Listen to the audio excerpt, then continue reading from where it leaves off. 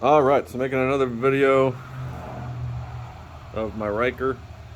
Basically, last time I did it in the garage with the door closed. It was a cold start, and all I had on it was the Slibber Turbo's exhaust and cold air intake.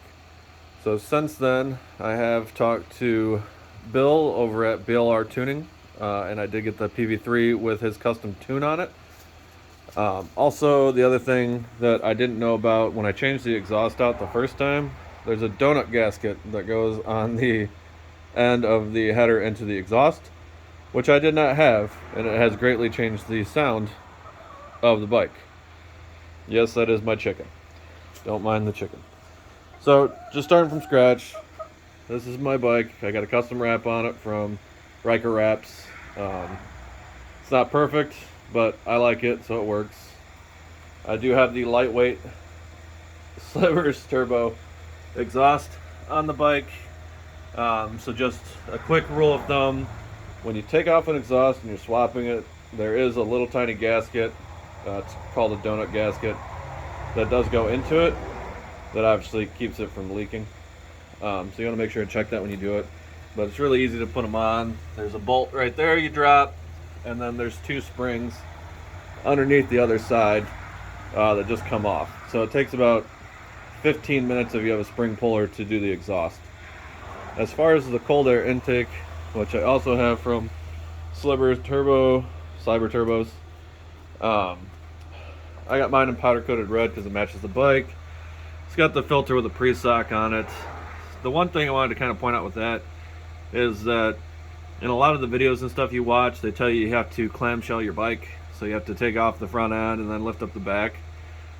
You don't have to. I'm sure it makes it easier. But all I did was I undid the bolts that were holding the stock box that was right here. There was one on the bottom. There's two up on top. But basically all I did was I removed the hood, took the side panels off the top, and just took out the frunk.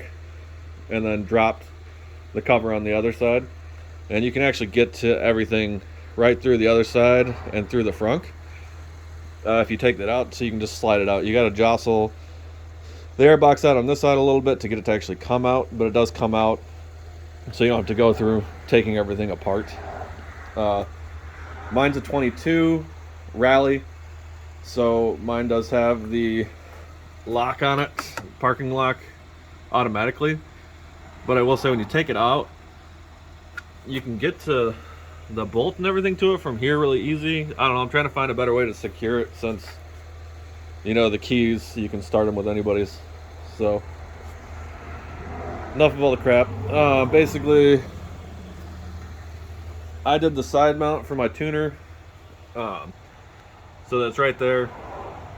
And I'm leaving mine on there. I tucked all the wires away. But shameless plug, Bill's awesome. I reached out to him. He answered all my questions really quick. Great dude. And the tune really woke this bike up. So currently it is 29 degrees out. So obviously the bike has not been started yet. So now that's all fixed and all tuned, I want to go ahead and give you guys a cold start so you can hear what it sounds like. But man, she does sound mean. So let's go ahead and start her up.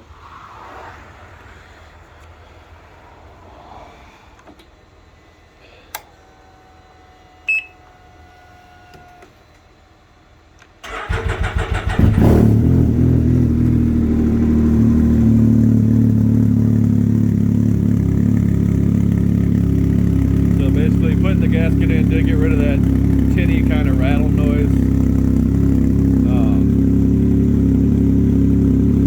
Have it on there, nice deep tone. It's loud, but it's reasonable when you're riding it, so it doesn't drive you nuts. You can definitely hear the cold air on it, which is nice. The other thing I'll point out is, since I did do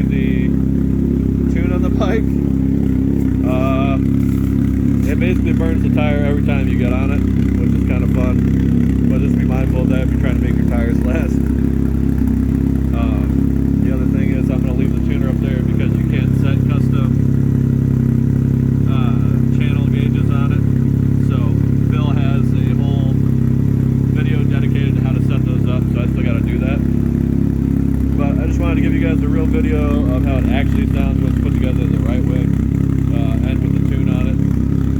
Hopefully here in a little while I'll get some actual videos of me riding it.